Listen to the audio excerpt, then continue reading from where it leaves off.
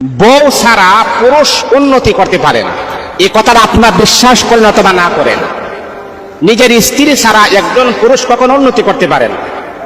যে স্ত্রীকে আপনি শত্রু মনে করেন আর বাহিরের মানুষদেরকে আপনি আপন মনে করেন, বন্ধু মনে করেন, আর নিজের স্ত্রী, নিজের হালাল স্ত্রী যাকে আপনি শত্রু মনে করেন, মনে রাখতে হবে সেই স্ত্রীটা কিন্তু দিন শেষে, রাত শেষে সেই কিন্তু কল্যাণ কামিতা করে, কল্যাণ চায়।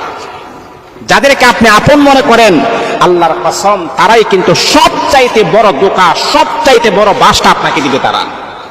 সময় হারিয়ে বুঝবেন।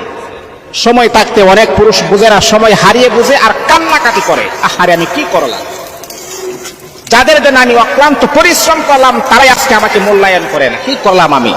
আজকে আমি 25 বছর বিদেশের জমিনে আছি, মাকে লালন পালন করলাম, বাবাকে লালন পালন করলাম, বড় ভাইকে লালন পালন করলাম, সবাইকে আমি বরণ পোষণ দিলাম। আজকে তারা আমাকে ঘর থেকে তাড়িয়ে দিয়েছে। হাজার হাজার পুরুষের এমন ঘটনা আমার কাছে আছে। মুহতারাম হাজিরিন, আর যেই নারীটাকে আপনি শত্রু মনে করেন, তিলে তিলে তাকে কষ্ট দিয়েছেন, লাশ পর্যন্ত সেই নারীটাই কিন্তু আপনার পাশে থাকে। একজন স্ত্রী চাই আমার স্বামী স্বাবলম্বী হোক। আমার স্বামী যদি স্বাবলম্বী হয়, আমার সন্তান স্বাবলম্বী হবে, আমার মেয়েটা স্বাবলম্বী হবে। এই জন্য একজন নারীর সবচাইতে ইম্পর্টেন্ট এবং আপন জায়গা হচ্ছে স্বামী। স্বামী যদি ভালো থাকে আমি ভালো, স্বামী যদি অসুস্থ আমি অসুস্থ।